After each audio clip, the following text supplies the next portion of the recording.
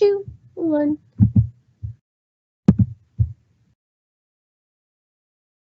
Good to go. All right. So it is by my clock 3:59, but this is the Gen Chem review session. So we are in 1312 and getting ready for exam 1. Now it's 4 o'clock. Fantastic. Beautiful. So I know we'll say it again later, but this is being recorded. So that recording will get posted as soon as it's available. I know that that's vague, but that just happens. 2-hour-long videos sometimes take a little bit of time. This happens. So what we're going to start off with is just some general basics about what's going to be happening on the exam and a couple of tools that you are likely already aware of, but again, to make sure we're all on the same page. That'll be different from the rest of the reviews we have throughout the semester because usually after the first exam, then y'all know what's going to happen, but the first exam is always a bit special. So first of all, I copied and pasted this announcement from the 701 section. So this is not unique. This is not different than what Dr. Diekman already sent out earlier this week. But just in case you didn't know, this is what's going to be on the exam. So this is what we are covering and what we are not covering. This is different from semesters past. We did move some things around. So for example, we covered Henry's Law conceptually, but without any calculations. So if people ask me about those questions, I'll point them out as we go along. You also may have noticed that we actually cut chapter 13 out a little bit early. There's no colloids listed in there. And then chapter 14, which my class got canceled because I teach the 9 a.m. section, but I left videos for my folks to get started in this. But for integrated rate laws, we used to cover 0 first and second order. We're just going to be focusing on first and second order, which again is different from years past. For graphs, again, you're only going to see first and second order, and half-lives are getting moved to exam 2. And then the Arrhenius equation, this says conceptual only, no calculations, but we can talk about the conceptual portion of that because what we are going to care about is the fact that essentially temperature matters. So when you're talking about chemical reactions and speed, temperature increases will also increase the rate of reaction. So that's really the part that we're looking for in the Arrhenius equation conceptually is what happens, especially with temperature, which is actually part of just the beginning chapter in kinetics. So technically it's the Arrhenius equation conceptual, but it's also just the beginning conceptual portions of kinetics. So that's what's on this exam. I asked my section for some questions. I didn't get very many, but the questions that I have, I've got posted here. So people want to know how many multiple choice and free responses are going to be on the exam. So for those of you who are new with us this semester, we do mostly multiple choice. So in the fall, so in fall 22, we were usually looking at somewhere between 26 to like 29 multiple choice and 2 short answer. For this semester, we are still aiming for those 2 short answers. So free response questions, we are aiming for 2. So 2 short answer. As far as how many multiple choice, I don't know. Also, I can't spell the word answer. Oh, come on. 2 short answer. There we go. Multiple choice, I have no idea. I will take a guess because we don't like it to be too low. So I'm going to say no. I would say no fewer than 26. No more than 30. Somewhere in that range. I'll add those question marks back again because the truth is I don't know because we are editing the exam right now. So we have not made final decisions. Also, yeah, the half-lives getting moved was also a last minute, not a last minute, but was a ICE decision. So that may also affect things. Calculator, please be aware that you need to have a TI-30XA, a TI-30X2S, or a TI-30X2B. Yes, I know there are other things that are similar. No, I don't care. It needs to be one of these 3 things. It needs to be exactly one of these 3 things. I don't care how close it is. one of these three things exactly, because we will be checking for that. Your exam, in case you didn't know, is 10 o'clock in the morning. That is when we get started. Saturday, February 11th. Room assignments are coming soon, so I do apologize that we don't have these out yet, but we will have them soon. So essentially what's going to happen is y'all will be in various buildings and various rooms all across campus. Once you have your room, you will be in that room all semester, so it won't change unless you are one of our ARC students. So then it will change, and we can talk about why that is if you're curious. Mostly this has to do with making sure we have enough spaces and some other things that happened on campus that I couldn't book around. So those are coming soon. Those will come out this week. Oh, other thing. So this was still a thing from last semester. It is still the same. So I know that this says 10 a.m. You need to be early. You need to be early because as soon as the first person leaves, you cannot begin the exam. So once the first person leaves, whoever that is, and there's about 1,000 people taking the exam, as soon as the first person leaves, no one gets to start. No one else can begin. And the problem is that it is not uncommon for that first person to leave after like 15 or 20 minutes. So this lockdown time is usually anywhere between like 10:20 in the morning to like 10:30 is usually like the span of time where that lockdown time normally is, but it's been earlier. So be early, don't be late, be early to the exam. So don't forget, be early, don't be on time, be early, because this one matters. Are there any questions in the chat so far? Looks like we got a few. First one here says, could you go over question 68 in the end of chapter questions and question 82, please?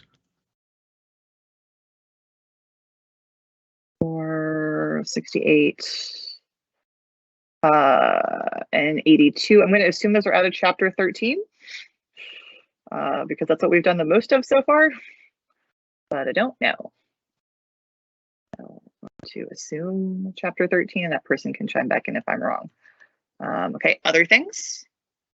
The next one is how to find expected value for Van Hoff factor. And there's another one on the Van Hoff factor that says, when do we know to include the Van Hoff factor in our formulas? Cool. Excellent. Anything else right now? Next is, can you go over overall reaction order?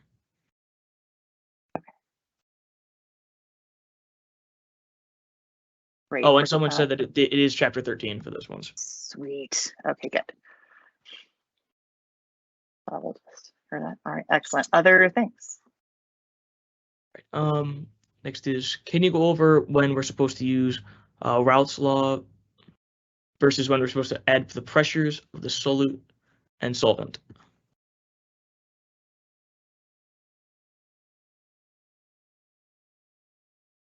Okay.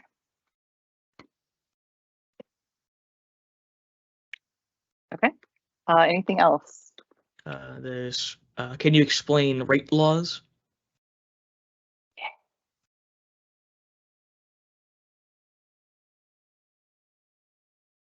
Okay. Anything else? Yeah, and another has to go over what equations that we should know or memorize. Okay. Other things? Someone else asked, can you go over chapter 14? Sorry, I shouldn't laugh like that. We'll do our best. We'll see how far we can get through it. Other things. And so far. One more for right now is, can you explain Henry's law? All right. That gives me a lot to work with. Excellent. Okay. So what I'm going to do is, so this one on equations, I will do my best. What I am going to do is, as we go through, is I'm just going to start a separate tab over here that will just say exam 1 equations. And I'll click over there whenever we add something new to it. Sorry, my dog is right there, buddy. Apologies. I trained my dog during lockdown, a couple of years ago to sit on my lap while I gave announcements during class, and now he thinks whenever I talk to my laptop that he deserves treats, which makes all of my at-home meetings really interesting. But he should be calm now. Okay. So let's start with Henry's law, even though I know it's at the bottom. Okay, so Henry's law. So one of the weird things about Henry's law is it's not a colligative property, which is why it's earlier on in your textbook, and why it's kind of separate from everything else. So this is not a colligative property. So what this means is all that Henry's law is Henry's law is all about gases in liquids. That's all that Henry's law is about. And honestly, usually we just use it for water. That's typically when we care about it. And the only thing this really is, and this is something that was likely covered in a different way conceptually, is that as you increase the pressure,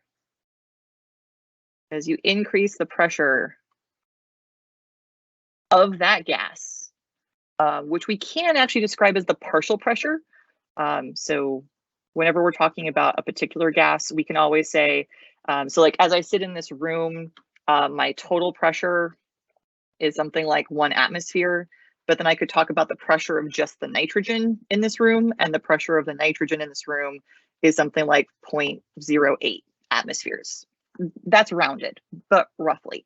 And so whenever we're talking about Henry's law, we are always referring to the partial pressure because we're talking about one gas specifically. So as you increase the pressure, of a gas, you're also going to increase the concentration of the gas in solution. So this one becomes important for things like whenever you're trying to talk about fish in an aquarium. So I don't know if you've ever seen these. I swear they don't do these as much anymore, which is really for the best. This is a plastic bag with water in it. But there was a time, whether or not they still do this, I don't really care right now.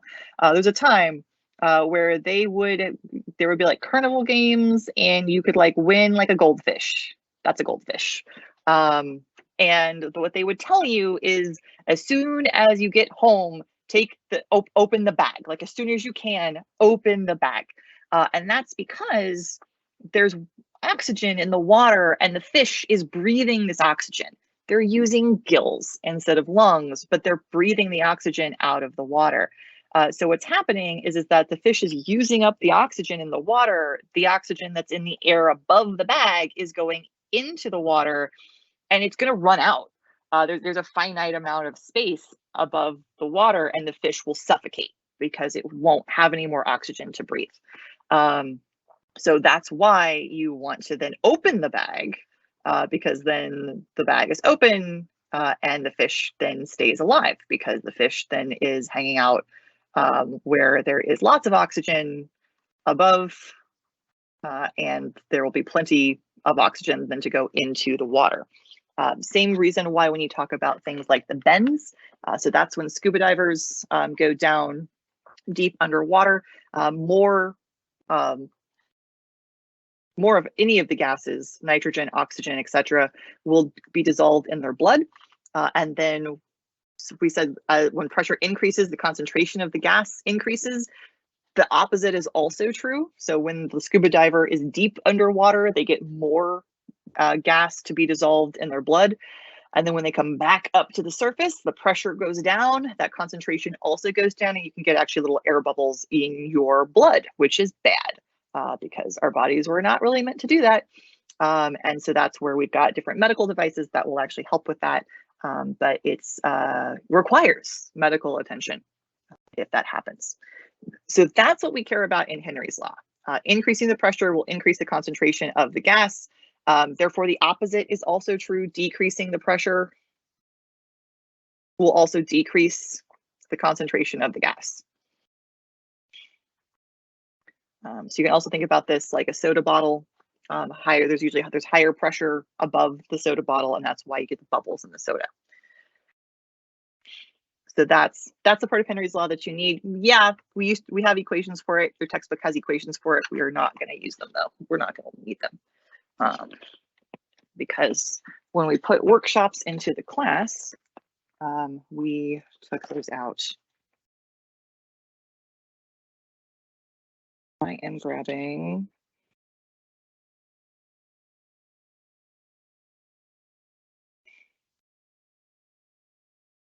I've done that one. Sorry, I'm looking at what 68 is.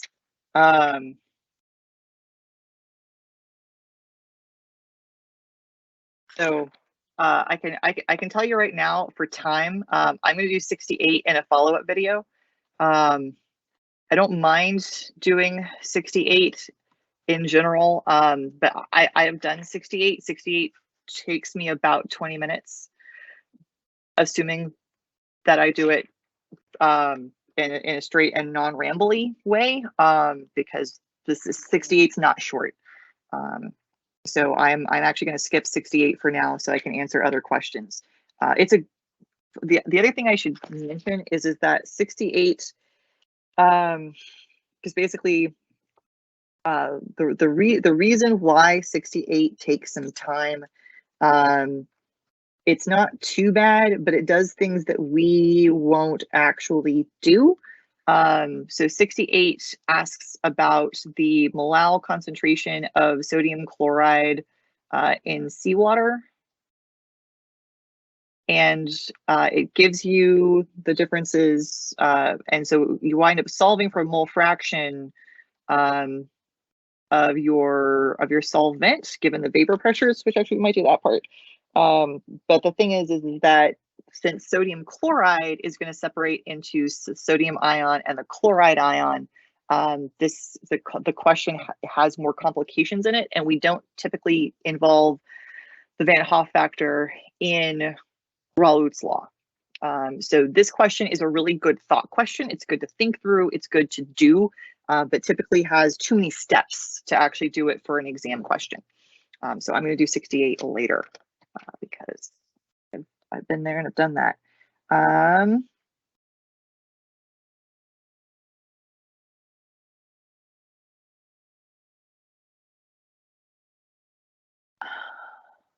Is this one in here? I'm also going to do 82 in a follow-up video. I know it's got to be disappointing. I'm sorry about that. But this one is going to combine stuff that we skipped in chapter 5. Likely because it's giving me percentages of carbon and percentages of hydrogen and percentages of oxygen, and that is likely combustion analysis. But this part, it's doable and it's not a bad review, but this, again, we wouldn't ask you guys to actually go from percentages on the exam, because that's old, that's back from chapter 5. It's a good question because it is good to think through how all of those work. It's good to think back through how stoichiometry works, but that is a lot of review concepts from previous chapters that if I do 68 and 82, we won't do anything else in this review, especially 82, because people will wonder where that elemental analysis came from. But that's part of why their homework questions because they let you guys think through. Also, I know this is different from Dr. Diekman. Dr. Diekman usually just dives right into those, and I don't. But I will do those in a follow-up video, and if we have time, I don't mind doing them. But since I got a request for all of chapter 14, I don't see that happening. But let's see. So first of all, equations. So first of all, no Henry's law. No Henry's law equation. We're not going to do that one. But we will do Raoult's law. So we mentioned Raoult's law. So that is, and there's different symbols to use for this, but that is the pressure of the solution And when we say pressure here, this is really supposed to be vapor pressure, is equal to the mole fraction of the solvent times the pressure, the vapor pressure of the solvent. So that is Raoult's law by itself. The other thing that Raoult's law gets paired with, and I saw somebody ask about this one, is this notion of adding things together.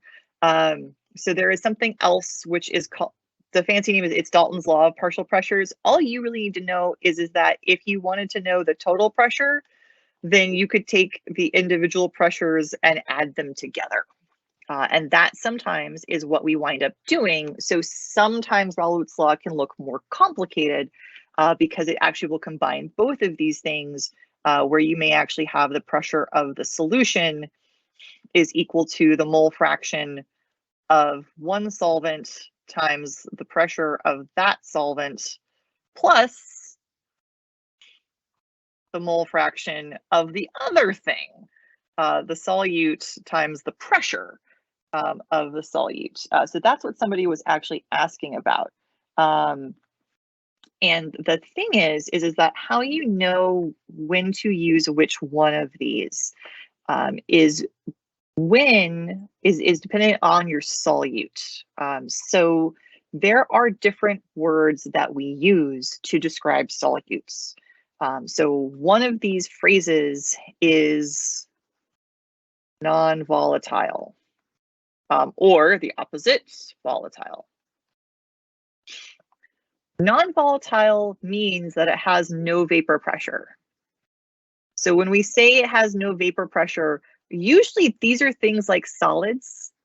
So I could have a block of sodium chloride and nobody worries about sodium chloride evaporating, right? So I have salts in my kitchen and I don't ever think, oh gosh, I wonder if the salt is still there or did it all evaporate away? Is this a thing that could have happened? It's non-volatile. It does not evaporate. It won't go anywhere, at least not in a meaningful way.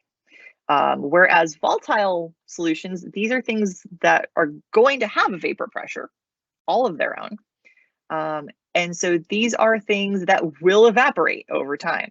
So I mentioned I have a dog, and while yes, he does drink his water, on drier days, there's also, or warmer days, there's also more evaporation out of his water bowl. So I have to keep an eye on it because we have to worry about that him running out of water because it's a thing that happens.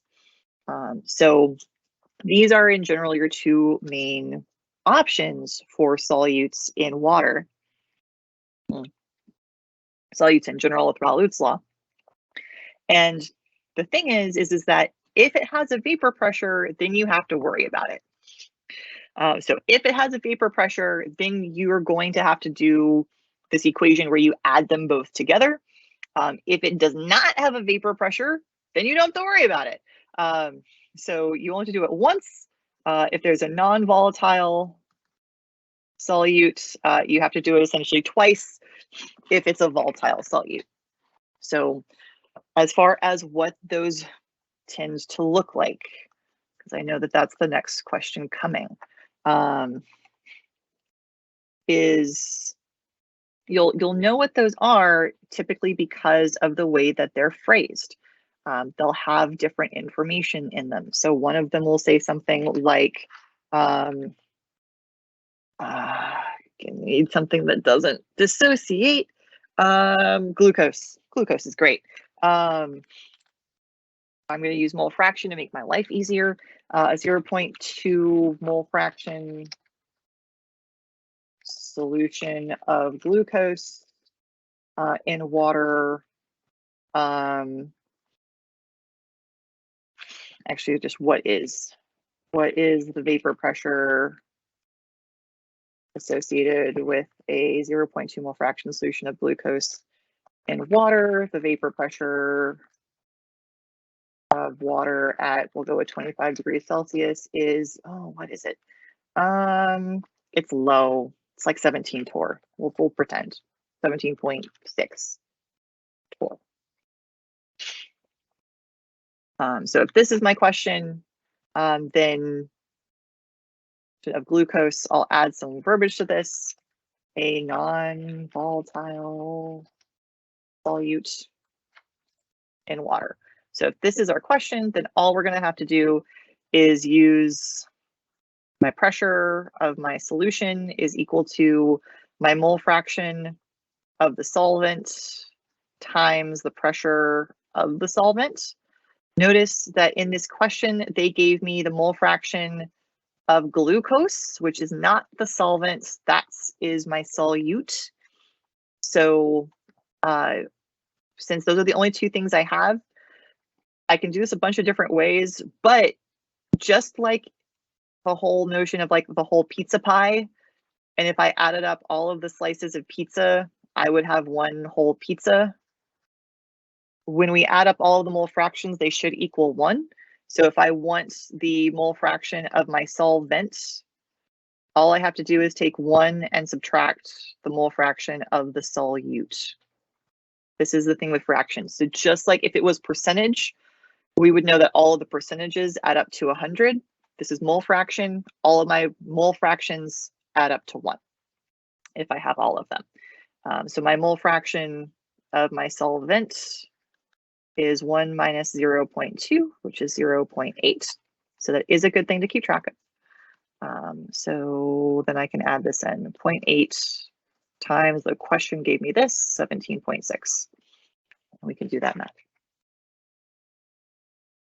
So that is one of the reasons I wanted to make sure that we did one of these problems is you do need to keep track of which one is which, because not the same. Solute, solvent, not the same thing. So what's the problem look like if you need to do the both of them thing? Let's just change this a little bit. The mole fraction of, we'll make this ethanol. Ethanol, a volatile solute in water. Vapor pressure of water is that. The vapor pressure of ethanol is, it's got to be higher. It's got to be higher. Making up numbers, 39.6, 36.9 torr.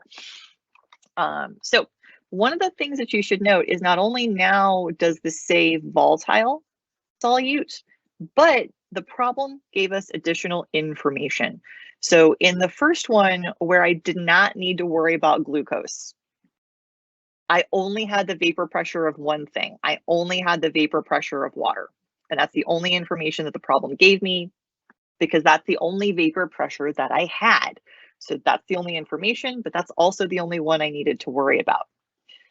Down here, this one is the vapor pressure of water and the vapor pressure of ethanol. So I have more information. I have 2 vapor pressures.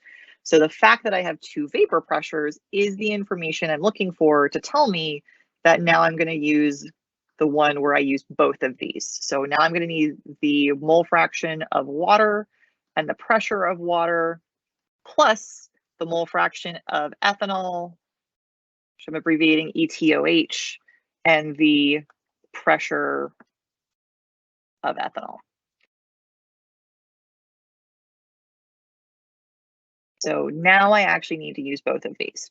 Now, we already figured out this notion that my mole fractions have to add together to be 1. So I know the mole fraction of ethanol. I'm still going to take 1 minus 0.2 to give me the mole fraction of water. So that will still work just fine, which is still 0.8. But now I'm actually going to use that information. So my pressure of the solution is equal to the mole fraction of water, which is 0.8 times the pressure of the water, which is 17.6, plus something else, 0.2 for the mole fraction of the ethanol, plus the pressure of the ethanol as given in the problem, 36.9. So now I actually have to add those together. This is still going to be 14.8 for the water, but the ethanol now has an additional contribution that we have to incorporate.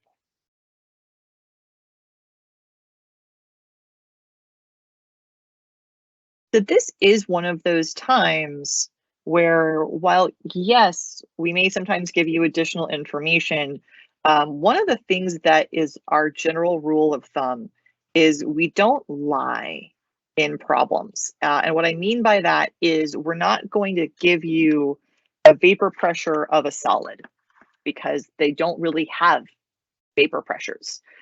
So we're not going to say something that's not true. So we sometimes may give you extra information that you don't need, but in terms of vapor pressure, if something has a vapor pressure, we'll provide it. If it doesn't have a vapor pressure, then it won't be there. So we're not going to lie and give you a made up one and be like, tricked you. Yeah. Either it'll be volatile and we'll give you the vapor pressure for it, or it will be non-volatile. There will not be a vapor pressure for it. So hopefully that helps with Raoult's law. Now we did 2 equations so far. To Van Hoff factor in a minute. We did Raoult's law. We talked about Henry's law. So the other set of equations that will be happening is there's also, so we just did Raoult's law, there's freezing point depression. So this is where the change in temperature is equal to I kf times molality. That is supposed to be molality. Boiling point looks very similar, except now there's a B for boiling point. Now, the thing that makes these different is when we're actually going to use them, because freezing point is freezing point depression, which means in order to find the actual freezing point of the solution, you need to take the freezing point, write this a little bit nicer. You need to go ahead and take the freezing point of the solvent minus the change in temperature, because freezing point depression, that new freezing point should be lower than the original. Whereas in boiling point, this is boiling elevation is what it's called. So to get the boiling point of the solution, we're going to take the boiling point of the solvent and add its change in temperature. So this is one of the few times where knowing what the colligative property is called can actually help you, because it can tell you which direction you're going. So this freezing point is called freezing point depression. It's getting lower. Boiling point is called boiling point elevation. It's getting higher. So in order to find the new freezing point of the solution, subtract. For boiling point, in order to find the new boiling point of the solution, we add.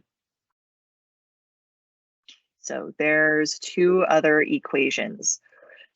The other equation that is for the colligative properties is the osmotic pressure, which technically we usually use a capital pi for osmotic pressure.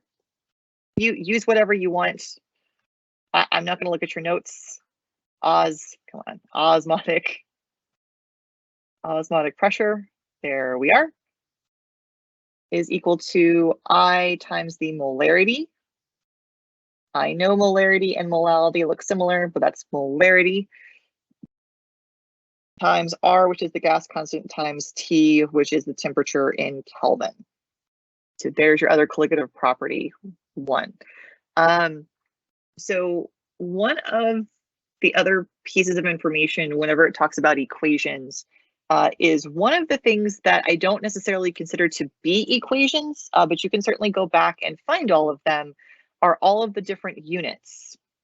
So realize that we do expect y'all to still know that molarity is equal to your moles of your solute divided by liters of solution.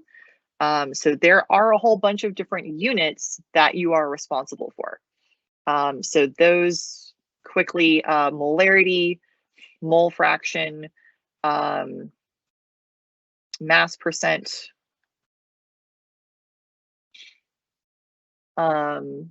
molality,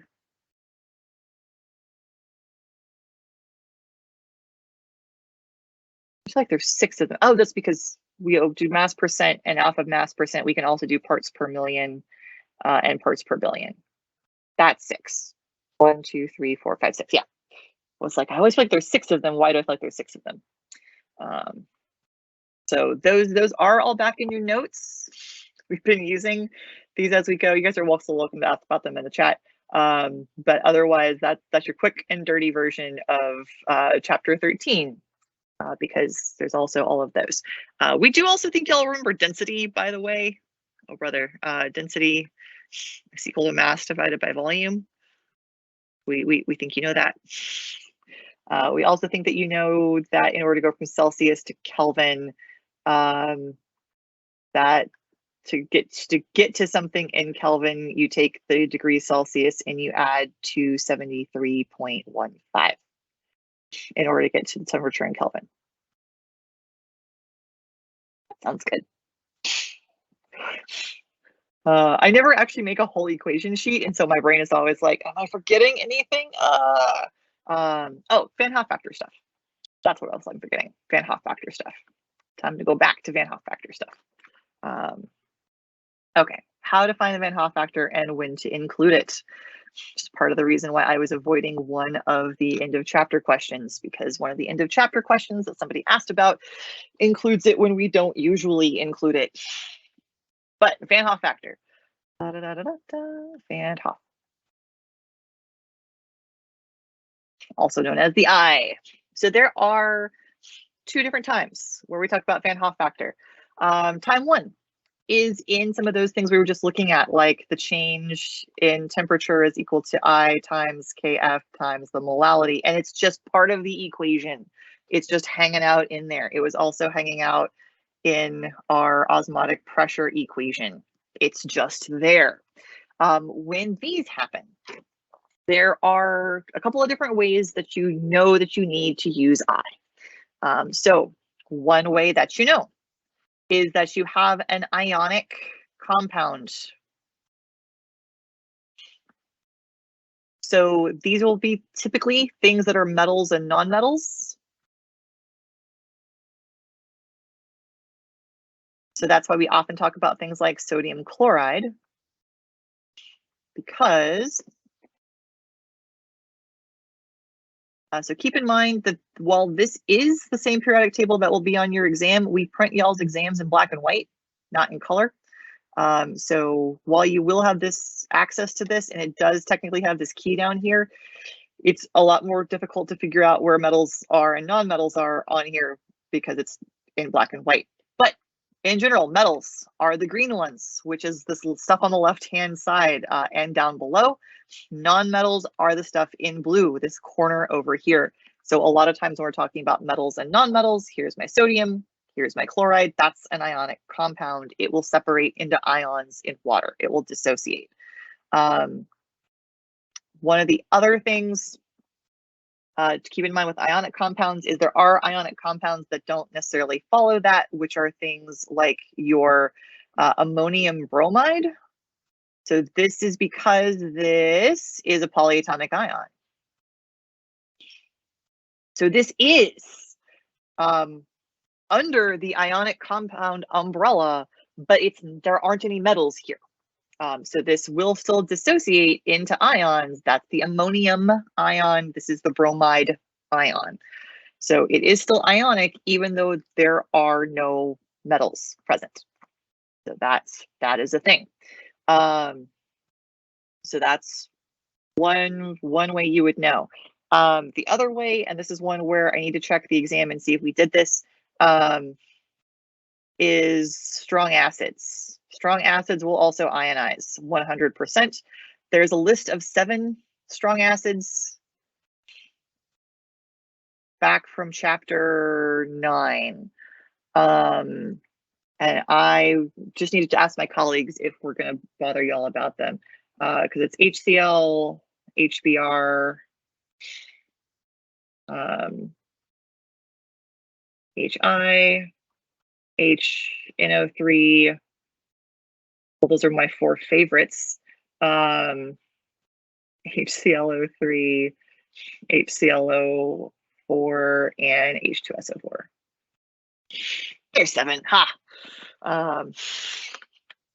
I'm sorry. I don't know if you have friends like this, but I am the person that if you ask me to name all 7 of Snow White's dwarves right now, I will name 6 out of the 7, but not all 7. And then if in another hour you ask me to name all 7 dwarves, I will name 6 out of the 7 again, but I will have forgotten a different one and remembered something else.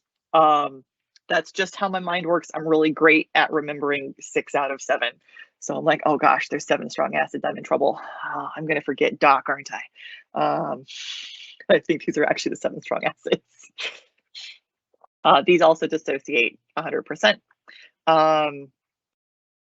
3, we could just tell you. So this is again similar to where we had volatile and non-volatile. We have the word dissociating for separating, for separating essentially. Or you might also see or ionize,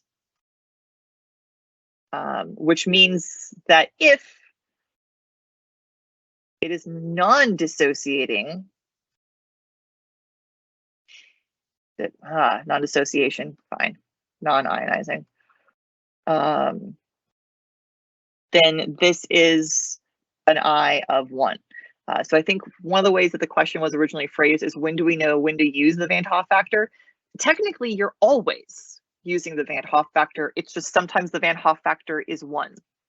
I know that your book goes ahead and like has a set of equations where there's no Van 't Hoff factor, and then a set of equations where ta-da, there it is. That's not the way I teach it because it annoys me, because it makes it look like there's twice as many equations as there actually are, when the truth is that the Van 't Hoff factor is always there. But if you have a non-dissociating solute, your Van 't Hoff factor is just 1, so you don't care about it. But technically, the Van 't Hoff factor is always there. Just sometimes the answer is 1. And then it's not really in the equation because it's 1. And anything multiplied by 1 is just itself. What was the actual question about the Van 't Hoff factor that I wrote down? I talked about it a whole bunch. How to find it. When to include it. Okay, good. I was like, did I answer any of these? When to include it. That's what I answered. So how to find the Van 't Hoff factor. So there are typically 2 different ways to find the Van 't Hoff factor. So how to find. So one of them is by knowing how things dissociate. So one of them is by having something like iron, let's do iron 3 sulfide. Let's make it messy. So this is iron 3 sulfide. In water, we're just going to assume that this dissociates. It probably doesn't, but we're just going to assume that this dissolves in water. Just assume it does. Just assume it does. And when it dissolves in water, we would get 2 iron 3 pluses, and we're going to get 3 sulfide ions out of this. And so we would get an I of 5. So you can find the Van 't Hoff factor just by looking at whatever this thing is. Something that does dissociate, magnesium chloride. And we would get out of this 1 magnesium and 2 chloride ions for an I of 3. So you can find the Van 't Hoff factor by looking at the ionic compound and breaking it down into pieces. That's one of your options. But your other option, and the thing is that this is under one set of circumstances where either you're not told anything about the Van 't Hoff factor and you just need to assume that this is what you need, or occasionally we'll have questions that will ask you things like, so actually we'll use these 2 and we'll just assume that I have a 0.1 molal solution of this iron 3 sulfide and that I have a 0.2 molal solution of magnesium chloride. And from these 2, the question will be which has the lowest vapor pressure.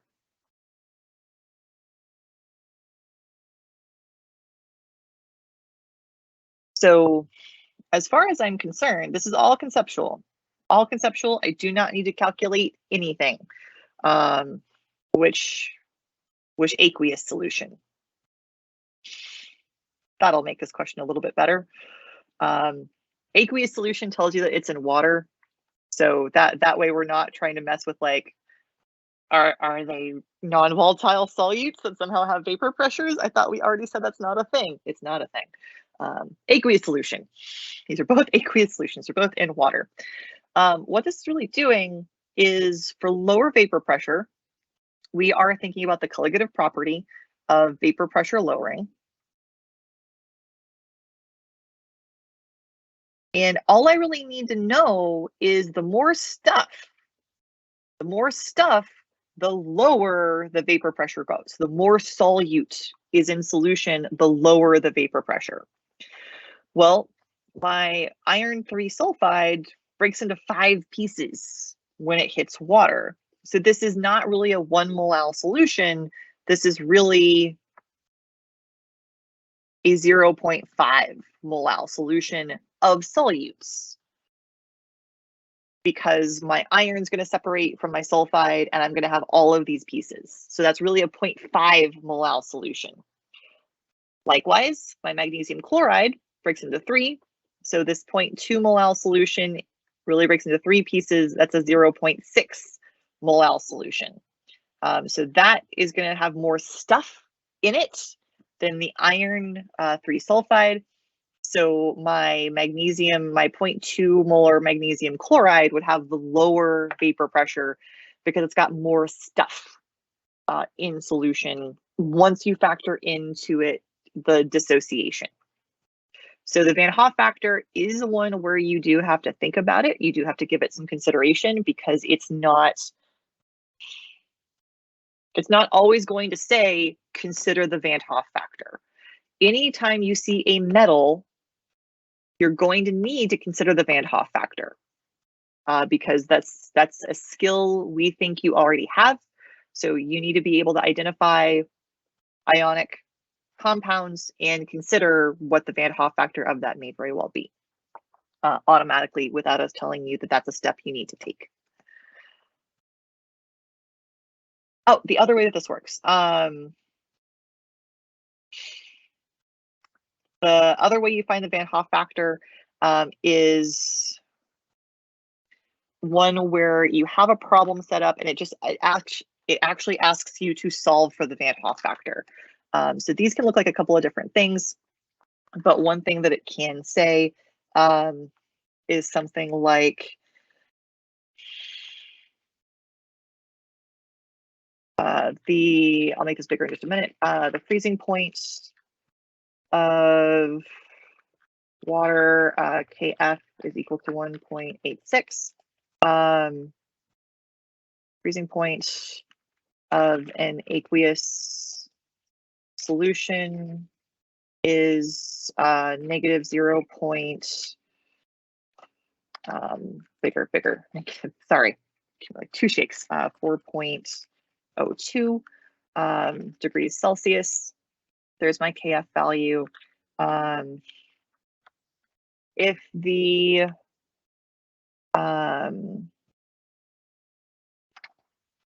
concentration of, I'm going to go ahead and say formula units. That's kind of an awkward phrasing right now. Concentration of formula units dissolved was 0.45 molal. I don't want to do extra things. Molal, what is the Van Hoff factor? Making this question bigger. So those of you who are curious, this is the reason why I like to take questions before I get started so that I can have things that are worded a bit nicer. But that's okay, we're gonna roll with this. The freezing point of an aqueous solution, and there is a new freezing point. So also let me do a freezing point calculation question. If the concentration of formula units dissolved was 0.45 molal, what is the Van Hoff factor? So I'm searching for I. It's actually asking me to search for this, so I want that.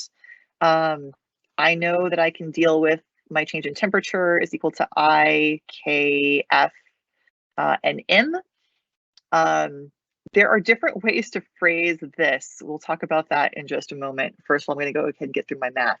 But this tells me my freezing point. So this change in temperature is not the actual freezing point. So I do need to actually calculate that. So we said that the freezing point of the solution would be equal to the change in the freezing point of the solvent minus the change in temperature. So I have negative 4.02 is equal to 0 degrees Celsius minus the change in temperature, which is basically negative 4.02 is equal to negative change in temperature, which means the change in temperature is just 4.02. Which, yes, y'all may have done that in your heads, but I don't care. I like to show that we can solve for that. This is not just a logic game. So now I can go ahead and solve for I. So 4.02 is my change. I'm solving for I. KF was in the problem, 1.86. And the molality is also in the problem. Again, we'll talk about different ways that is sometimes phrased in just a moment. 0.86 divided by 0.45. So I got an I of 4.8. So a lot of times, okay, so all I did was math.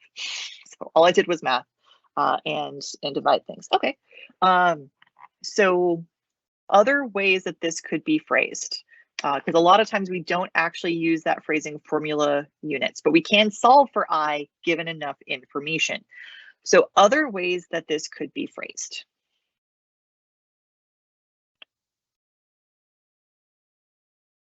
So here's my original. We could also phrase it something like, if the concentration of, I'm looking for something actually with that should break into about 5 pieces, but didn't break into 5 pieces. If the concentration of, I'm going to do it, iron 3 sulfide, it's like I planned this, but I didn't. If the concentration of iron 3 sulfide originally dissolved was 0.45 molal, we could do that too. Or we could say something like,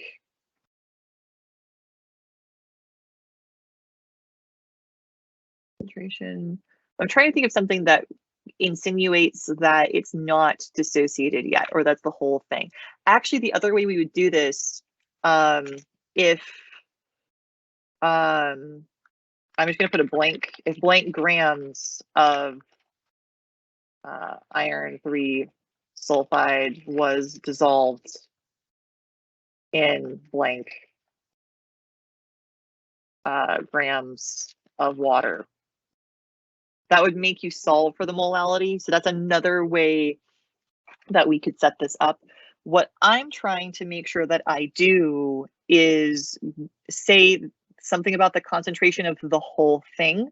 So that's why it says the concentration of iron sulfide, or that's why it would tell you about the grams of the whole thing. Because anytime we are talking about the whole compound, we're talking about it not having dissociated yet. It can, because it's an ionic compound, but we're trying to describe it before it dissociates. So that's how you know that it's dealing with a formula unit idea.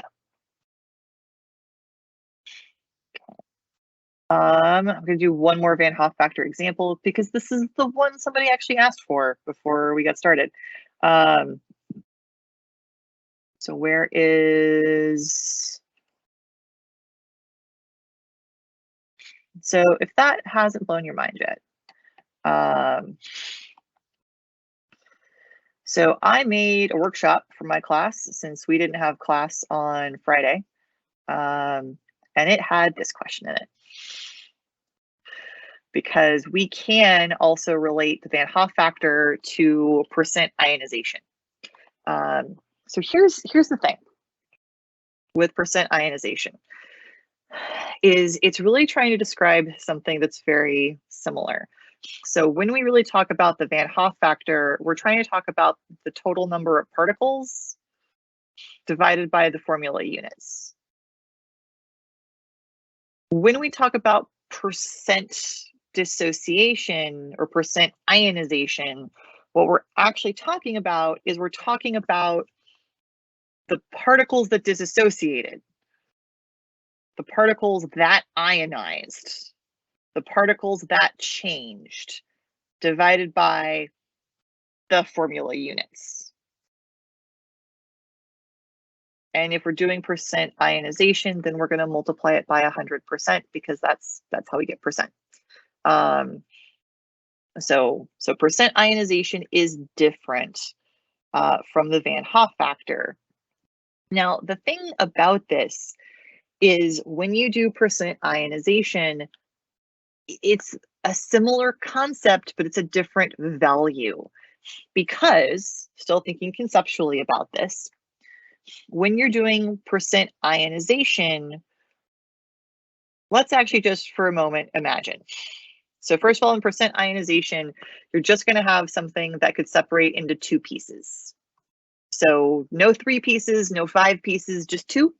So it's either 1 piece or it's 2 pieces, and that's all you get. Part of the beauty of dealing with acids. 1 pieces, 2 pieces, all the only options. So if I have 4 of these, then I have this one stays together, and this one stays together, and this one stays together, and this one ionizes. So I have a grand total of, so I'm talking about the Van Hoff factor. What I see here is I have 1, 2, 3, 4, 5 particles divided by 1, 2, 3, 4 formula units, because every set of HA is 1 formula unit.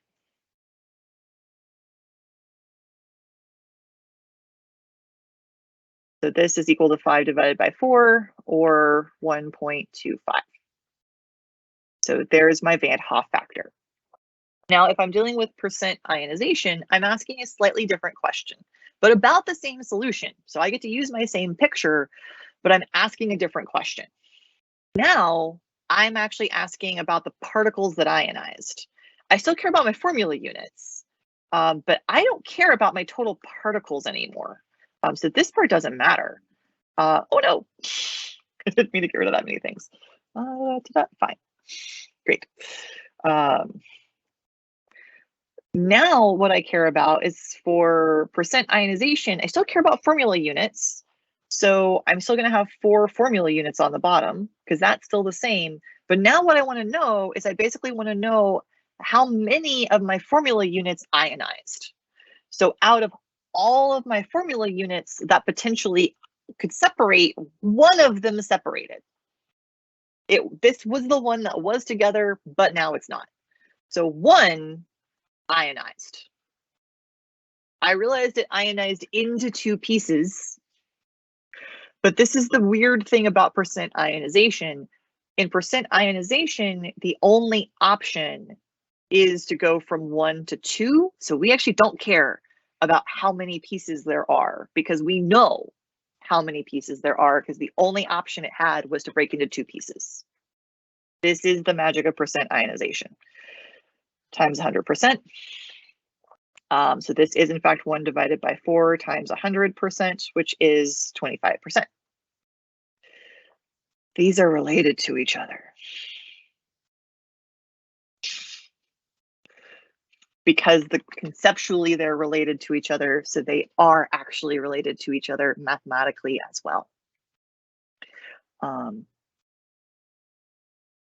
So the actual question that I had asked has to do with if a weak monoprotic acid is only 15% ionized, what is the Van Hoff factor? And it's actually expecting this logic here, which means that if you have things 25% ionized, the Van Hoff factor is 1.25.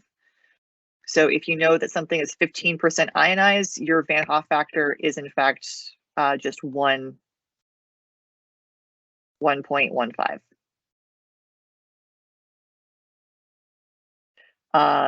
As far as in the real actual molality, all that we're really doing see it even says after dissociation.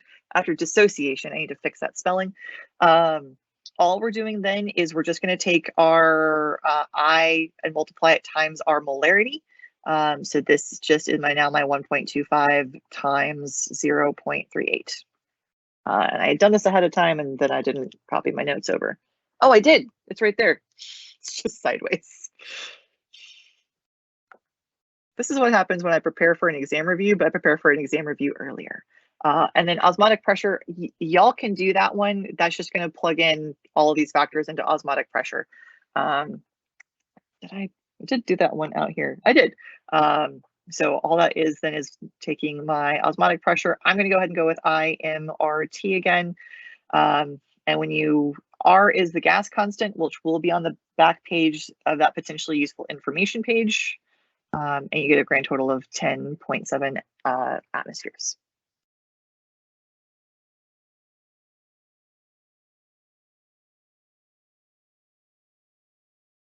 I mentioned the back page, but I didn't show you guys the back page. This makes me feel nervous. I cleared all of my cookies, so nothing is saved. Oh no. Oh, I'm on the Wi-Fi. Sorry. Part of what I like doing this from home is I like being hardwired into the internet, and I am hardwired into the internet.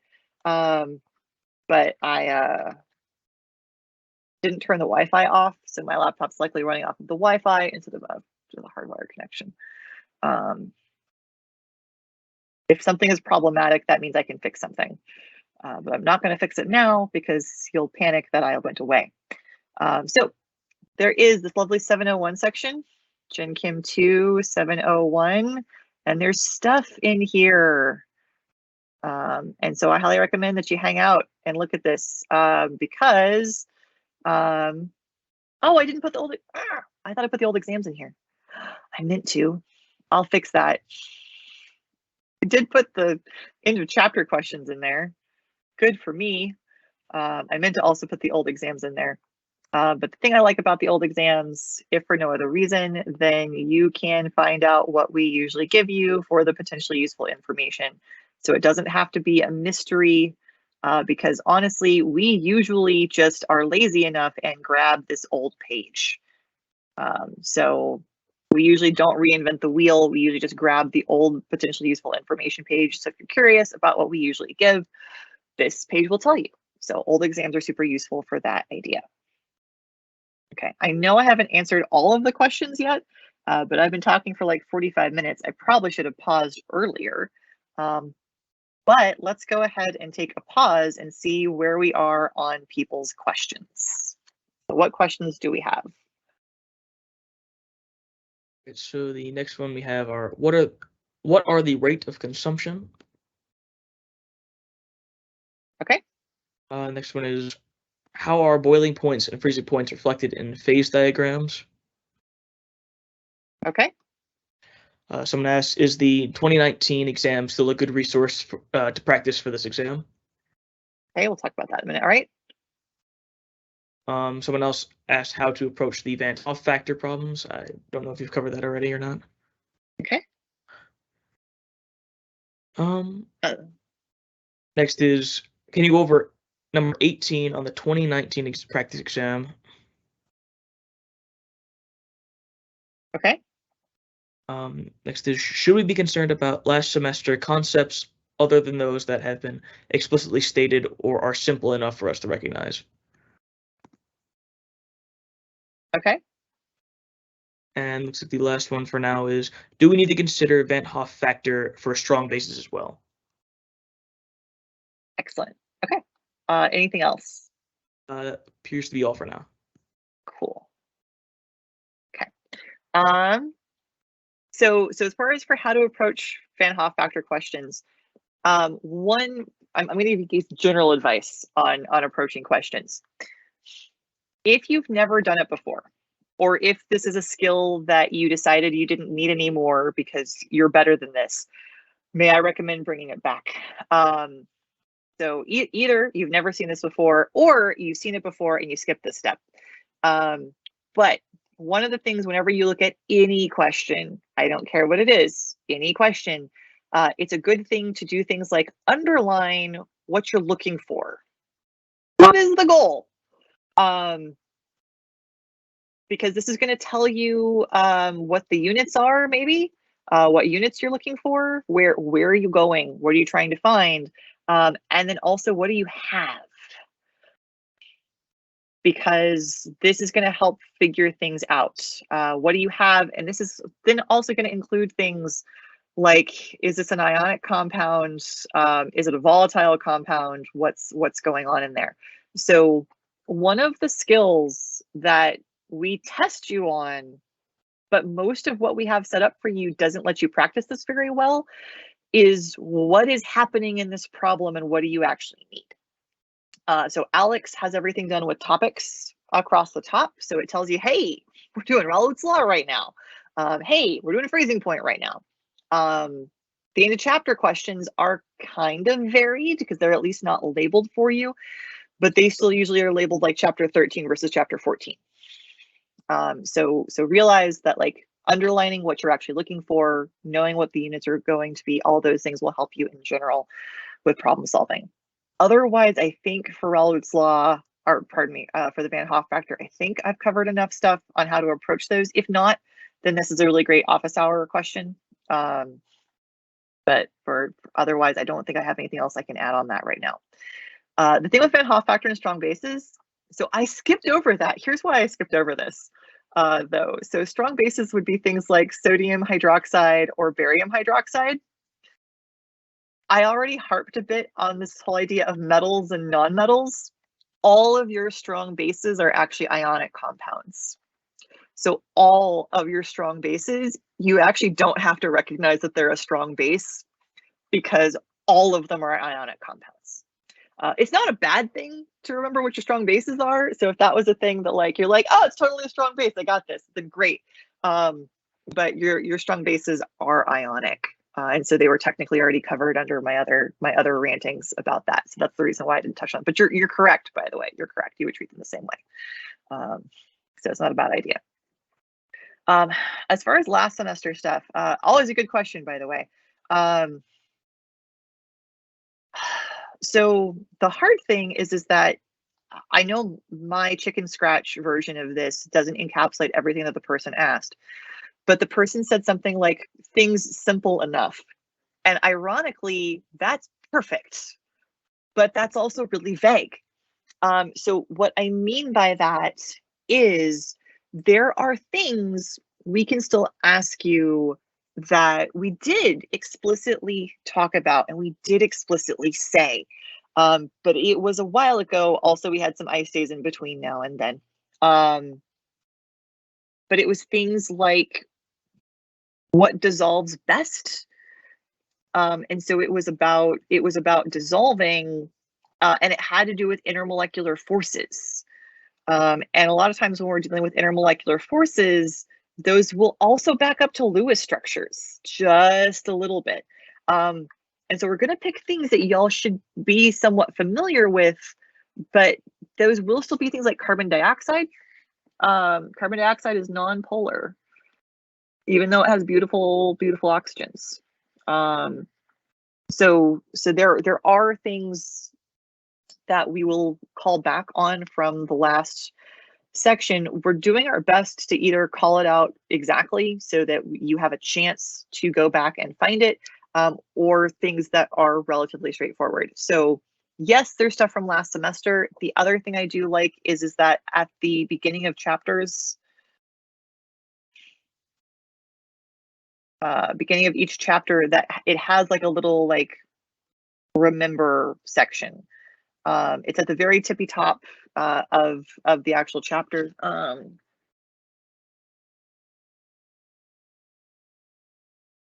Sorry, I would grab Alex, except for the fact that every time I open Alex, it usually tries to display somebody's personal information, which is not good. So this is actually chapter 10. So this is actually a last semester one. But it'll, on the chapter 10, it then says, like, before you begin, look at these skills. So it's at the beginning of every single chapter. There's a little thing that says, hey, review on this. So there is some help for you guys in the textbook on that too. And you can always ask. This is one of those times where, like, I can't list everything because I do it as I go along in lecture, but this is a continuing conversation that we've had. Nomenclature. If you are not up on your nomenclature, you need nomenclature. What do we name things? Actually, a lot of stuff out of chapter 5. Molar mass, all that stuff. Okay, last semester, Van Hoff factor, strong bases. So 2019 exam has pros and cons. The 2019 exam has a lot of free response, a lot of short answer, which honestly is not bad, right? Because we're going to put short answer on the upcoming exam. It's just not the right balance. So it's not bad. The hard thing is that there are things that we don't cover because we did change things. This is the hard thing with this class is that we constantly change this class. I know it's general chemistry, and general chemistry has been taught for like decades. Are we on to a century by now? A century, well, longer. But it's not the same class because we change things. But I would say it's still good. I'll be honest, I actually have not. This was the semester I was off teaching biochem. So they don't have us. Oh no, they're there. Yeah, Dr. Gava, Dr. Diekman, and Dr. Wong. I'm not on this list because I didn't teach this semester. I was teaching biochemistry. But yeah, it still has stuff on it that's useful. But yeah, it's going to be a lot more short answer than what we would do on a current exam. As far as boiling point, freezing point in a phase diagram, which is probably, just having had that old exam pulled up, is probably what you're talking about. So when we're looking at a phase diagram in general, something like this, and it's a weird slope, that's fine. So down here is going to be temperature. It's getting hotter as you go to the right, and over here will be pressure. Increasing as you go up. Here will be 0. So this is what a phase diagram looks like. We don't label anything for you, so you're expected to know that really, really hot stuff at really, really low pressure would be gases. Really, really high pressure things where you smush all the atoms together would be solids. And the part in the middle is liquid. These boundary lines that are in black are your phase boundaries. So between a gas and a liquid, this is all the boiling part. Between a liquid and a solid, this is all my melting part. Melting. Over here would be my sublimation line. So then you would just need to know what pressure you're at. So if I tell you that this is 1 atmosphere, which is where we currently are, then, oh brother, this is not a straight line, I'm sorry. Then there's your boiling point. And we would need tick marks, right? Like we would need, I don't know, if that's 0 Kelvin, then we'll make this like 100 Kelvin, and we'll make this 200 Kelvin. So this is probably 300 Kelvin. So that boiling point looks like it's, I don't know, like 275 Kelvin or so. But you're looking for the boundary line between whichever 2 phases you're interested in, and then whatever atmosphere either the problem tells you that you're looking for, and then you drop down to the x-axis. And in general, if we're trying to do this on an exam, we have to give you things you can find. So if the right answer was 275, realize your answer choices would look something like this. They would be something like 200 Kelvin, 100 Kelvin, 300 Kelvin, and like 250 Kelvin. And you'd be like, I want 275, but 275 isn't an option, but I'm looking for something between 200 and 300. That's my best answer out of the set.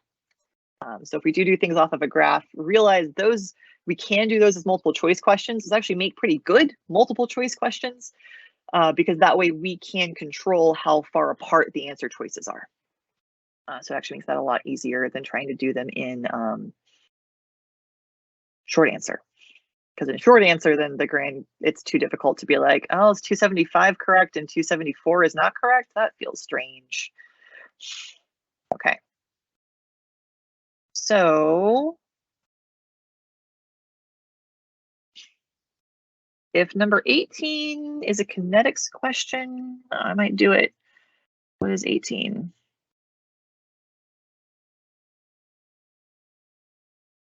That's a freezing point question. So I will, I'm sorry. I will also do 18 on the follow-up video. I've got about 45 minutes left, and I would really like to hit some chapter 14 stuff. This is chapter 13 question, so I will do that on the follow-up video. So otherwise, I think we did how to find the Van Hoff factor. Chapter 14. Yes, let's do chapter 14. In 45 minutes. So if you can't tell, I'm not going to do all of chapter 14 in 45 minutes. It's not possible. But I do some of it. So I've got rate of consumption, overall reaction order, and rate loss. Cool. Let's do it. So rate of consumption, overall. Yeah. Okay. So we're going to do rate of consumption actually first, because that actually is first. Do this in order, rate of consumption. So first of all, chapter 14 is all about kinetics. It's all about how fast something happens. It's finally about speed. It's the only time it's about speed. Later we'll do other things. It will not be about how fast something happens. This is, so chapter 14 is all about speed of reactions. It's all about how fast does it go or how slow it goes. The thing is that whenever we're talking about this, and I'm just going to use A's and B's so that way I don't have to worry about balancing my chemical reactions. So I do apologize about that, but it makes my life a lot easier to not look back and be like, oh no, I don't have enough oxygens here. So A goes to B. Really basic chemical reaction, A goes to B. So what we're going to care about is A is my reactant, B is my product. Whenever you're looking at this in a test tube or anywhere, or on a graph, perhaps, what's going to happen is A, which I'm going to draw in blue, A is going to go down over time. So you will start off with some amount of A, and this axis here is time. And the more time goes on, the less A you have, because it's a reactant, it's getting used up, it's going away. So over time, A goes bye-bye. A goes away, A is consumed, A is used up. B, on the other hand, is your product. It appears.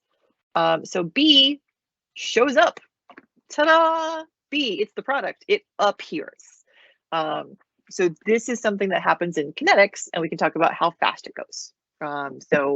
But in general, reactants will go away, products will show up. So whenever we're trying to talk about the rate of consumption, this is the rate of something being consumed. This would be a reactant. And what we can do is if we had multiple things, so I had to start off with something super straightforward, but we could make something, let's do this one. We'll go and do a combustion reaction. No, I still want A's and B's. Forget it. No, still don't want to balance things. 2A plus C, we're still just going to make 1B. Actually, yeah, this is it.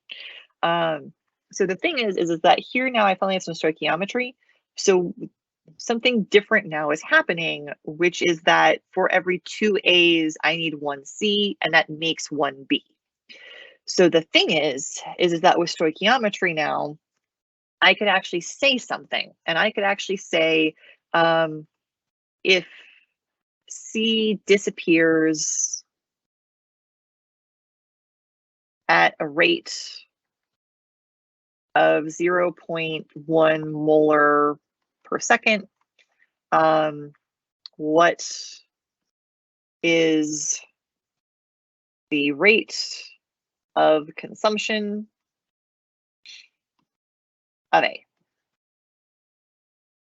So I have C is disappearing at a particular rate. If that's the rate for A, how fast, or if that's the rate for C, apologies.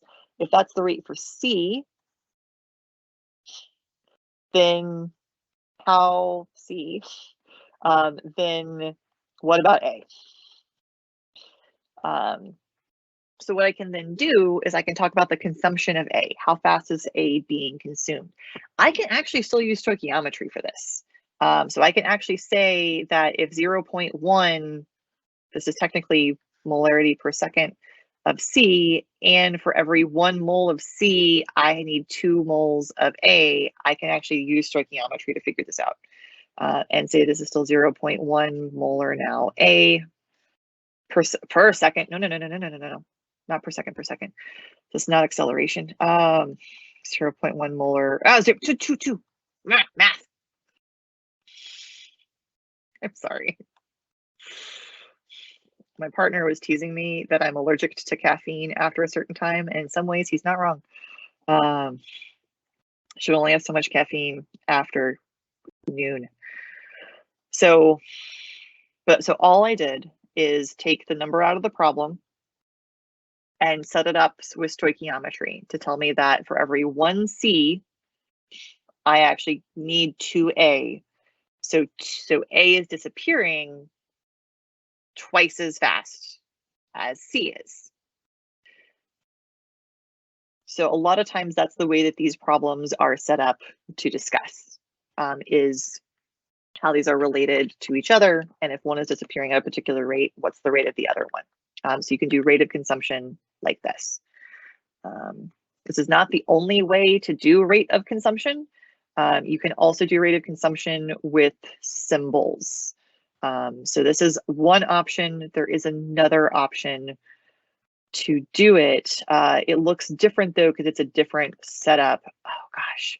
And really, I would like the wording for that to be appropriate, because it doesn't say rate of consumption of A. It's worded differently. The symbols though is usually what this looks like. Is what it will say is it'll say something like the rate of the reaction is 0.5 molar per second. We're still going to use that same reaction as before. 2A plus C goes to B. And then it will ask things about describing the change in the concentration of C with respect to change in time. And it looks like this. And now what we're actually doing is telling you what the rate is equal to. So this negative sign is because I have a reactant that's disappearing.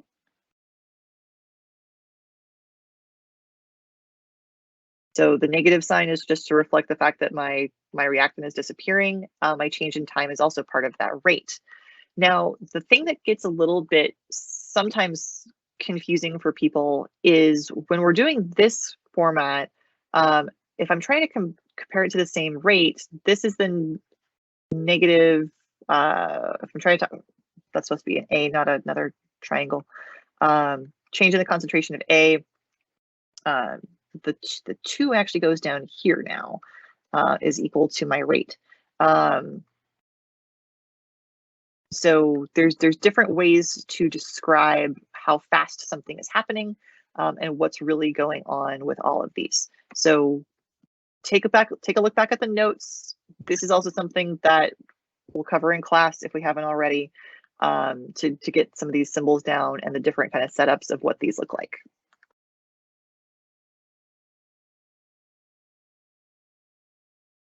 So that's rate of consumption.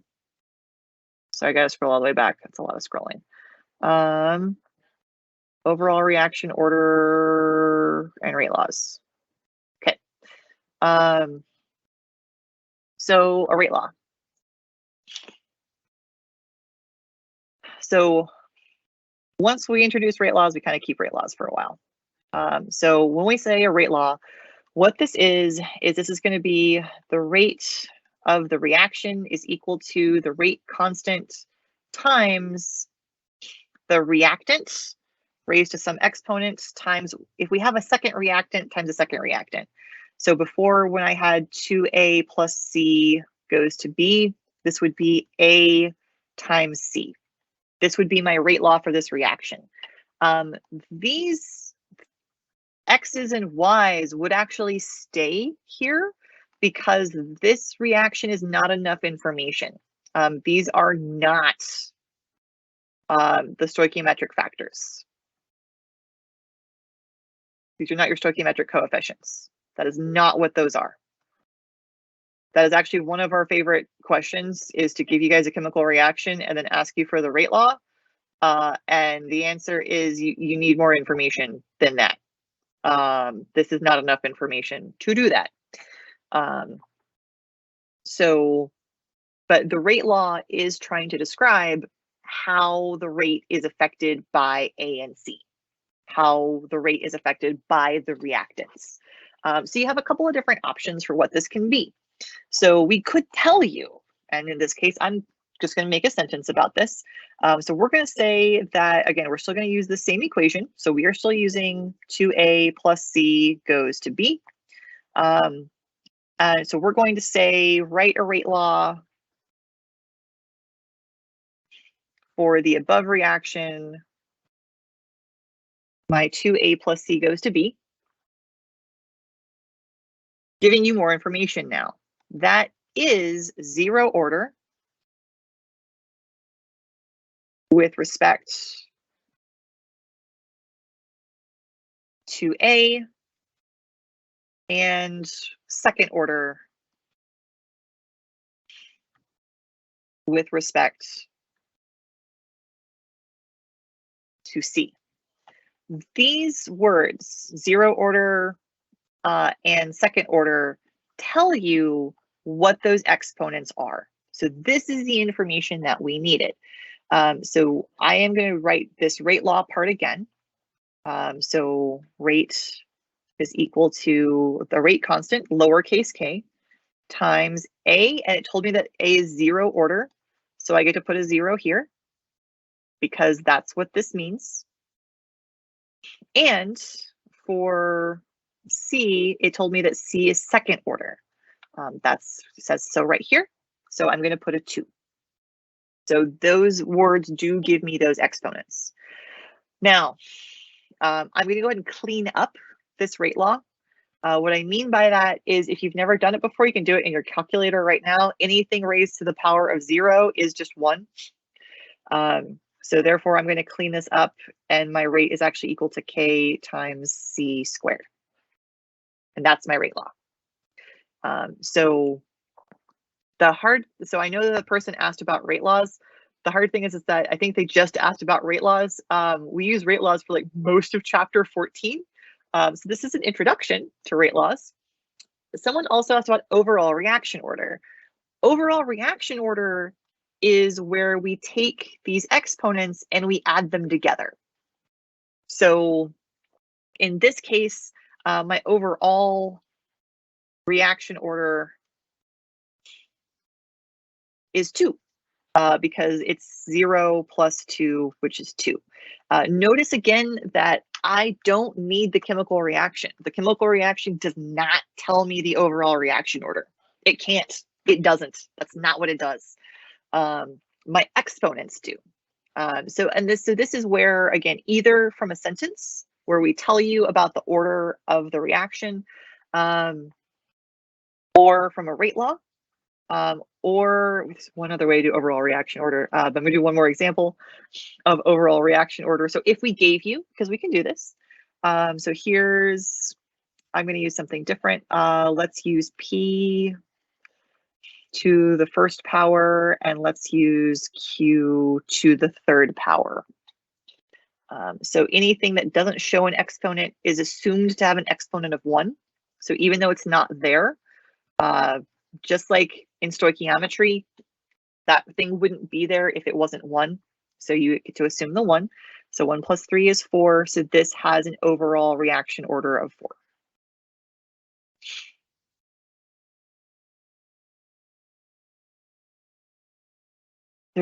I know what else I want to do. So the other way to do overall reaction order. So I didn't say this, so let's talk about this. We're going to use the two that we've already done. So rate has units. The rate of the reaction. The rate of the reaction always has the same units, and it's always molarity per second. So the units for rate are always molarity per second. Those are the units of the rate. Then I have a rate constant. Then I have something that this is molarity squared. So here's the thing. My rate units have to be molarity per second. They have to be. This is second order. So I'm also stuck with this weird thing of molarity squared. My rate constant is going to have units that make all this work. So you can always solve for the units of the rate constant. So all I'm going to do is take K, and all I'm going to do is divide. So I've got the units of my rate look like this. So here's my units for the rate, divided by the units from the concentration.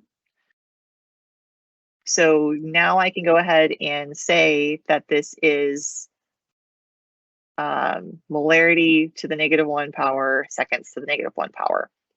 So I can also know the overall reaction order from my units of K. The units of the rate constant will tell me my overall reaction order. So I'm going to do one more example of that in case you've never seen it before. So all I'm going to do is I know the units of my rate. I'm going to use this one here. Units of my rate are molarity per second. I'm going to solve for the units of my rate constant. This is now molarity times molarity cubed. So that is m to the 4th power. Divide both sides by m to the 4th power. This is m to the -3, s to the -1, and those are the rate constant units. So those will tell me that that's an overall reaction order of 4 with those units.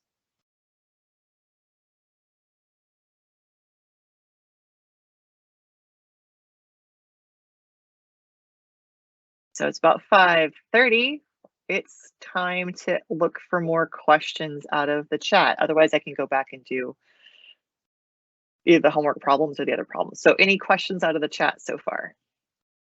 It looks like we only have about 2 more. Okay. The first one is, can you go over the collision theory?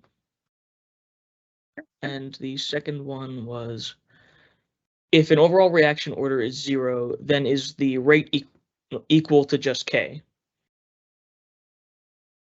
Yeah. Okay, anything else? Is that it? Oh, that's all for now. Cool. Okay, so if it's 0 order, so again, so my rate is equal to my rate constant times whatever my reactant is. But it's saying that if everything is just 0 order, then again, this factor essentially is just 1. And so my rate would just be equal to the rate constant. Yes. Absolutely. That is how that works. Because basically what you're saying is that the concentration of the reactant does not matter. The concentration of that reactant doesn't play a role in how fast the reaction goes. It doesn't matter. That doesn't happen very often, which is part of the reason why we took 0 order out of most of our teaching for this unit, because this is super rare. But that's what it would mean. It would mean that that doesn't matter. Collision theory. I'm going to grab my notes. Whoops, not those notes, the other notes. That is chapter 13 notes. Looking for chapter 14 notes. So the main things in collision theory is you are relying on the fact that things have to bump into each other. So the thing with collision theory is that what's happening in solution is, and I'm just going to assume it's in solution. I understand that we could also have gases reacting and solids reacting and all kinds of other things reacting. This just makes my life a little easier if we do X's and O's. So two things have to happen in collision theory. So we are assuming that one, things have to hit each other. So you have to have a collision. Particles have to actually bump into each other. Not only do they have to bump into each other, but they have to bump into each other in the correct orientation and with enough energy. So if they never found each other in solution, then you don't have a chemical reaction. Nothing's happening. But since I've got X's and O's, let's assume that what actually would happen in this reaction is I have an X, and the only way this thing reacts is if one of my O's basically gets like punctured by the tip of the X. So this is a reaction. So this is my product. That's what my product looks like. What that means is if I have this X and my O just kind of like nestles in there, this is no reaction. Nothing happens. That's not a thing. They have bumped into each other, but they have not bumped into each other in the proper orientation. Nothing's happening here. You can think about this like something docking on the International Space Station. Like you have to line everything up just right in order for it to actually work. I often think about this like a handshake, which I know we do a lot more like fist bumps now, but even a fist bump, right? You bump fists, you don't like hit somebody's head. A punch is not the same as a fist bump. Fist bump is the thing we're looking for. So proper orientation matters. The other thing is enough energy. So in this case, since we're looking at my X essentially being able to puncture my O, it's entirely possible that this O hits the very tippy tip of the X without enough energy. And maybe it just bounces away without reacting. This is something that we basically never assumed could happen before. So before in chemistry, we were just like, yeah, you just put stuff together and it works. Totally, that's what happens. That's not what happens in real life. We're now trying to think about what's happening to each individual molecule, what's happening to each individual particle. Do they have enough energy to actually do something together? So that's what's happening with asking if something has enough energy. So now that we have this idea of proper orientation matters and enough energy matters, if we're trying to think of what's going to affect kinetics, a couple of things will do this. One thing that will help increase our reaction rate is, so if we want to increase our rate, one thing we can do is we can increase the concentration. Essentially, more bumping into each other. So they may or may not have the proper orientation, but if you keep on having things bump into each other, you're more likely to have it happen because they hit each other more often. So you just get more collisions. They might be right, they might be wrong, don't care. We just get more of them. And so some of them are bound to be correct. The other thing, because energy is a concern, having enough energy, is to increase the temperature, because that does increase the energy. Increases energy. So we need molecules to have enough energy to interact. One of the ways to ensure that they have enough energy to actually react is to give them more energy. But these are molecules. They are not human beings. They don't drink energy drinks. Instead, you give them heat. You give them thermal energy. And we can do that by increasing the temperature. So that should be collision theory. Did I miss anything? Effective collisions, increased concentration, my handshake thing. Yep. Oh, and then we go into activation energy. Sure. Temperature, good. Yes. Okay. Making sure I didn't miss anything. So that's what we care about in collision theory.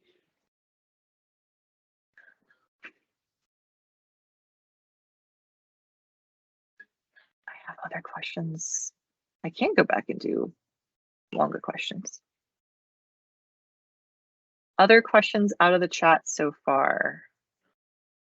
Looks like the only one left is, do we need to know percent ionization for the exam? Yes. Yes, you have to know percent ionization for the exam. Yes. Trust me, no one likes percent ionization. I wouldn't talk about it. I would skip percent ionization if I could, but I can't because we like to put it on the exam. Oh, equations. Let's go back and do some equations out of chapter 14. I will not hit all of them, but let's do another one. So, because there are some equations out of chapter 14. So there definitely is some math without equations, but the ones we're going to care about is first order integrated rate law.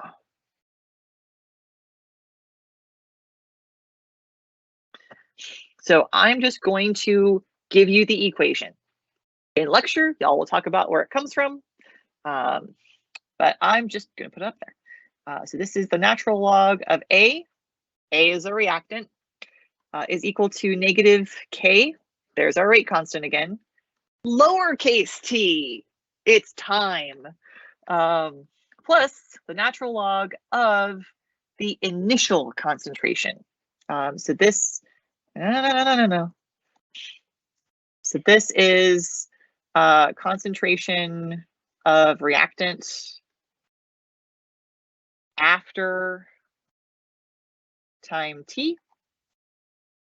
This is still the rate constant, the same one we were talking about before when we were solving for units. It's the same one, did not change. This is time, that's why it's lowercase. And then this, with the little 0 sign, is the original concentration.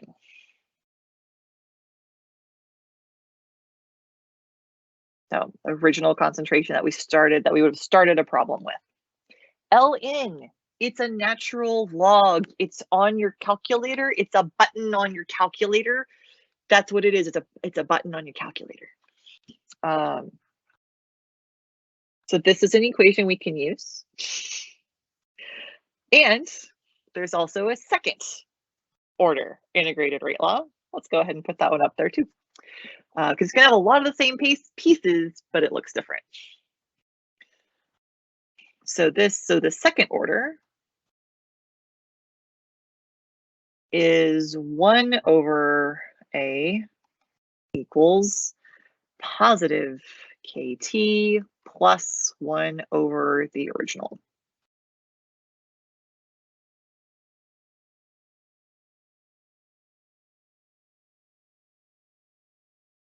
Let's use them. This is the other thing I came prepared for. I did these. Whenever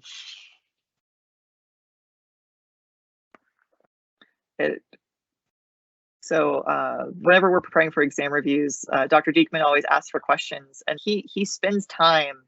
Oh, average rate and instantaneous rate. Let's do that one too. Grab all 3 of these.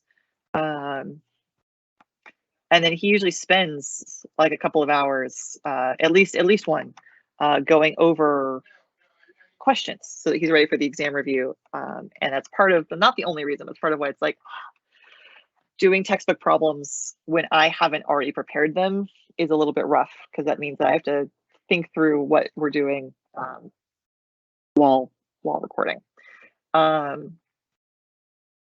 So I'm going to come back to average rate and instantaneous rate. I'm going to go ahead and just show off the two equations that I just put up here so that y'all can see what they look like. So I have two different questions on here, but each one of these tells me I have a first order reaction. So that's going to tell me that I'm using the equation with the natural logs in it. There are, by the way, a couple of different algebraic versions of this equation. I picked this one on purpose because this is the one that relates to a graph, and we're going to have graphs for these two. So I picked the one that is in the y equals mx plus b format. That's the one I picked. You don't have to like it. There's different versions of it, but that's the one I chose. Has a rate constant. So rate constant is the lowercase k.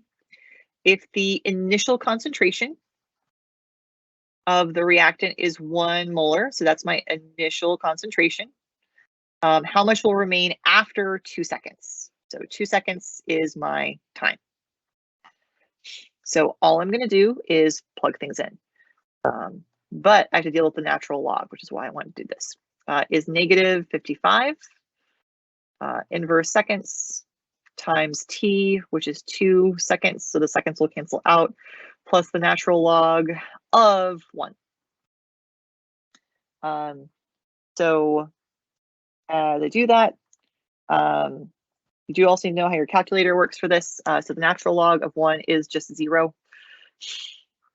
And then I wind up with the natural log of a is equal to negative 110. But I still have this natural log to get rid of. On your calculators, there's a button. It's usually really close or is the same one as the natural log button. And it tells you how to get out of the natural log. It's E. So I'm going to raise negative 110 as my exponent of E. And that's going to get me my concentration and my answer. So this is the part where if this exponential algebra is not your friend, it's a good time to practice because you're going to need this. That's how we get in and out. We need to get in and out of natural logs. So that's the other reason I wanted to do one of these, is to pre-warn y'all that you do need to be familiar enough with natural logs to get in and out of them and know how to do that. Because it's not something that everybody's done before, or not something everybody remembers. I don't know. I don't know what you did or did not get to do in high school. So, but that's how that one works. So the one below it is a second order reaction. So I'm going to use a different equation. I'm going to use that other equation we were looking at, but I have all the same pieces and all the same parts. So this is one of the things that you'll need to watch out for, is these two equations. The two questions are the same except for the word first and the word second. And they will get you two completely different answers because the kinetics are different. So all those exponent things we were looking at before with overall reaction order, this is what it is in practice. Because now that reaction order is going to affect how quickly the reaction goes and how much reactant is left at any given particular time. So this is 1 over my concentration is equal to 55 times T, which is still 2, 1 over 1. So now I have 1 over A is equal to 111. So you can do this however you want to, but this is going to be this over 1 like that, which is 0.009 molar. So some different equations. Those are your integrated rate laws. In previous semesters, we also did 0 order integrated rate law. We are not doing that in calculation questions this semester.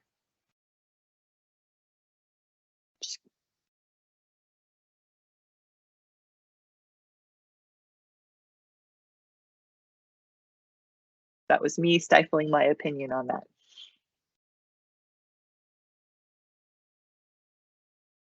So this other one that's up here, what's the difference between the average rate reactions and an instantaneous rate? So, average versus instantaneous. So honestly, here's one version. An average rate, that's usually an algebra thing. Instantaneous rate is a calculus thing. That's one answer. I know it's not what you wanted. No, that's one answer. So when we first started this kinetics conversation, I drew a graph and it looked kind of like this. And we were trying to talk about as A vanishes. So this is my reactant. This is as my reactant goes away. So a lot of times when we talk about average rate, we're like, okay, so this is 0 seconds, and this is 5, and this is 10, and this is 15, and this is 20. And if I want to know about my rate, I can take a point over here, and I can take a point over here, and I can calculate the average rate over 5 seconds. And I can do that by taking the slope of this line. But the thing is that this is a curved line.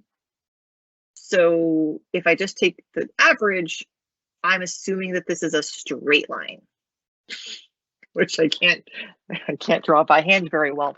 But an average rate over 5 seconds would basically assume a straight line. An instantaneous rate is what it sounds like. It's the rate at a particular instant. So you wouldn't take the rate over 5 seconds. You could take the rate at 5 seconds. So I could take the rate at 5 seconds, or I could take the rate at 10 seconds. The way I would do that, oh, I have scribbled too much on this graph. I got to redraw the graph. Really hope my curve is similar. Sure it is. So here's my 5 second mark. What I'm doing here is, since I'm going to take the rate at 5 seconds, I'm going to still need that slope line. But sorry, this is me trying to draw things by hand. But now I'm taking the slope at a particular point. So I'm trying to draw a tangent line to that curve, because I'm trying to take the instantaneous rate at a particular point, which involves the tangent line to a curve. What you actually need to know about all of that is we usually start off kinetics talking about average rates because they're a little bit easier for you to do in lab when you're like physically doing things. And we talk about average rate like when you're driving a car, right? So when you talk about driving like to school, or you're talking about driving down 75, you often talk about an average rate, like how fast were you going average over all that time. So average often makes us as human beings feel comfortable, but that's not what we do in science. We usually do instantaneous rate, mostly because, as you might notice, this line curves and changes a lot. So you want the instantaneous rate because the instantaneous rate will give you more accurate information and more valuable information, therefore, because the line changes too much over time to do anything different. So that's the difference between average and instantaneous rate. I know I said the difference is algebra versus calculus. That's still true. Calculus is not a prerequisite for this course, however. So you may have noticed that I did say words like a tangent line to a curve, because that's what that is. That's what my dashed line is. This is a line that touches the curve at one point. That is a tangent line. I didn't say the derivative, but that's what it is. It's the derivative, but we won't do calculus. We'll do integrated rate laws, which is calculus, but we won't make y'all do the calculus. Y'all don't do the calculus. Y'all will be doing the algebra.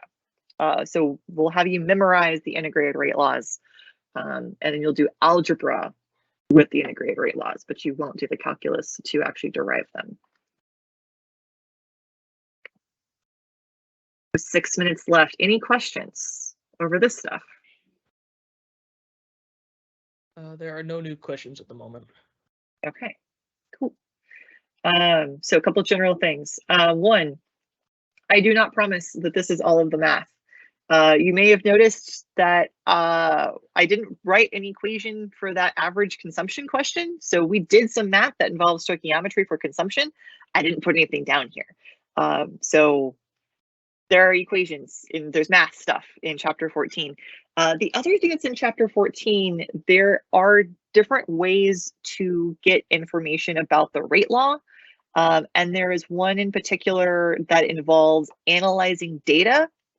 To me, there's no real equation for that data analysis, but I'll show you what I'm talking about.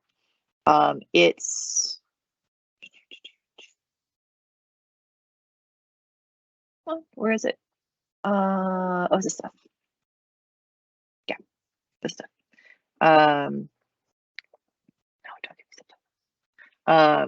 Where essentially what the problem does is the problem gives you a set of experiments and then asks you to either give the overall reaction order or it asks you to talk about different things based on the experiments. And what this has you rely on is two things. One, when it says initial rate, that is essentially another word for instantaneous rate.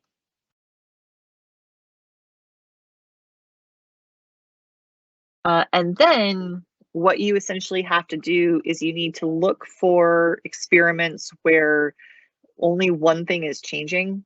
So for example, experiment 1 and 2, your fluorine concentration is the same, but this changes.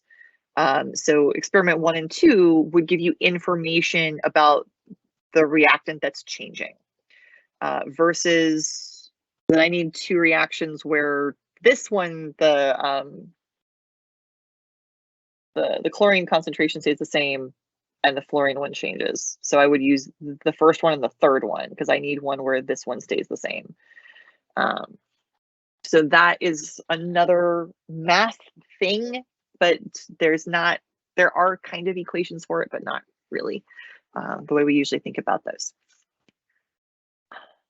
We did just get so one more question. Yeah. Someone says, where can I find the list of information that will be given on the exam again?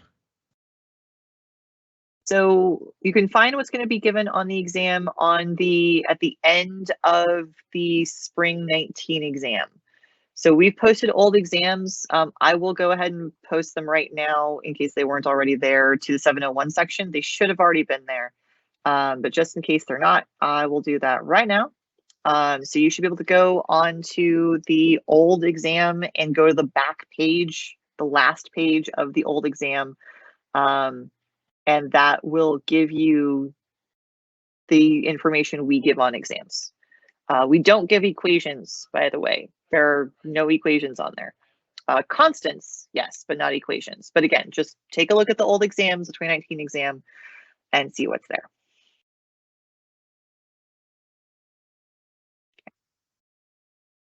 Anything else right now?